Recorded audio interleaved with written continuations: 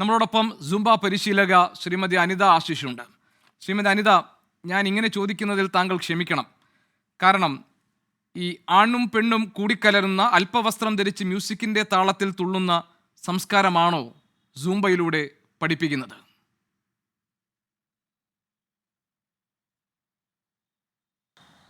ഒരിക്കലുമല്ല.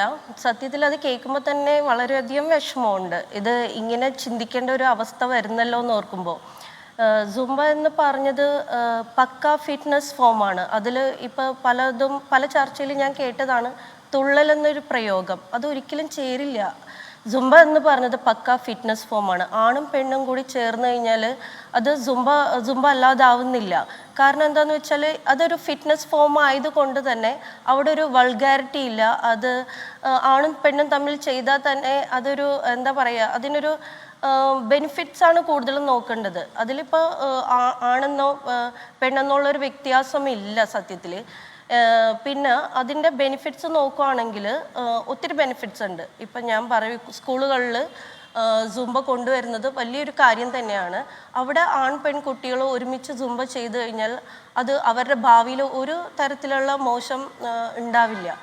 ഇപ്പോൾ ഡ്രസ്സിൻ്റെ കാര്യം പറഞ്ഞു. ഇപ്പോൾ സ്കൂളുകളിൽ തന്നെ സുംബ ചെയ്യുന്നത് സ്കൂൾ യൂണിഫോമിലാണ് സുംബ നമ്മൾ പരിശീലിപ്പിക്കുന്നത്. ഇപ്പോൾ ഓരോ രാജ്യത്തും ഓരോ കൾച്ചറാണ്. ഇപ്പോൾ ആ സാറ് സെർച്ച് ചെയ്തപ്പോൾ യൂട്യൂബിൽ കിട്ടിയതുപോലെ സുംബ അല്പവസ്ത്രമല്ല സത്യത്തിൽ. നമുക്ക് കംഫർട്ടായിട്ടുള്ള ഡ്രസ്സ് ഇട്ടിട്ട് വേണം സുംബ ചെയ്യാൻ. അത് ചിലപ്പോൾ ഇപ്പോൾ എൻ്റെ ക്ലാസ്സിൽ വരുന്ന ഒത്തിരി പേരുണ്ട്, സൽവാറിട്ട് സുംബ ചെയ്യുന്നവരുണ്ട്. അവർക്ക് ഏതാണ് കംഫർട്ട് എന്ന് പറഞ്ഞാൽ ആ ഡ്രസ്സ് അത് യൂസ് ചെയ്യുക. അല്ലാതെ പക്ക സുംബ ഡ്രസ്സ് ഇട്ടിട്ട് ഇന്ന ഡ്രസ്സ് ഇടാൻ പാടുള്ളൂ, ഷോർട്ട്സ് ഇടാൻ പാടുള്ളൂ, സ്ലീവ്ലെസ് ഇടാൻ പാടുള്ളൂ, അങ്ങനെ യാതൊരു തരത്തിലുള്ള നിയമങ്ങളും സുംബയിലില്ല. നമുക്ക് ഏതാണ് കംഫർട്ട്, ആ കംഫർട്ടായിട്ടുള്ള ഡ്രസ്സ് ഇട്ട് വേണം സുംബ ചെയ്യാൻ. ശ്രീമതി അനിത ആശിഷ്, ഇനി രണ്ടാമത്തെ കാര്യം, സുംബ ഡാൻസ് കളിക്കുമ്പോൾ അത് എങ്ങനെയാണ് ഒരു ശാരീരിക ക്ഷമതയ്ക്കും ഒരു ഫിസിക്കൽ ഫിറ്റ്നസിനും അതുപോലെ തന്നെ ഒരു മെന്റൽ ഹെൽത്തിനും അത് എങ്ങനെ സഹായിക്കും എന്നതാണ്. അതിന് എന്ത് ശാസ്ത്രീയ അടിത്തറയാണുള്ളത് എന്നതാണ് മറ്റൊരു ചോദ്യം. അതാണ് ഞാൻ പറഞ്ഞു വരുന്നത്. ആക്ച്വലി ഒരു 45 മിനിറ്റ്സ് സുംബ ചെയ്ത് കഴിയുമ്പോൾ നമുക്ക് നമ്മുടെ ശരീരത്തിലുണ്ടാകുന്ന മാറ്റങ്ങൾ വളരെ വലുതാണ്. അതായത് കാലറി ബേൺ ചെയ്യും, ഹാർട്ട് ഫങ്ഷനിങ് കൂടും, എനർജി ബൂസ്റ്റ് ചെയ്യും. നമുക്ക് ഇപ്പോഴത്തെ കുട്ടികളിലാണെങ്കിലും വലിയ ആൾക്കാരിലാണെങ്കിലും സ്ട്രെസ് ലെവൽ കൂടുതലാണ്. ഇപ്പോൾ സ്കൂളുകളിലാണെങ്കിലും നമ്മൾ ജോലി സ്ഥലത്താണെങ്കിലും IT മേഖലകളിലാണെങ്കിൽ തന്നെ നമ്മുടെ സ്ട്രെസ്സ്, ജോലി ഭാരം കൂടുതലാണ്. അപ്പോൾ ആ ഒരു സ്ട്രെസ്സ് റിലീഫ് മാറാൻ വേണ്ടി ആൾക്കാർ സുംബ ക്ലാസ്സിൽ ജോയിൻ ചെയ്യുന്നുണ്ട്. എന്തുകൊണ്ടാണ്?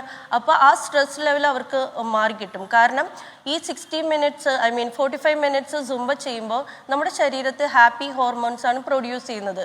അപ്പോൾ ഹാപ്പി ഹോർമോൺസ് പ്രൊഡ്യൂസ് ചെയ്യുമ്പോൾ തന്നെ നമ്മുടെ മെൻ്റൽ ഹെൽത്ത് വളരെയധികം മാറിക്കിട്ടും.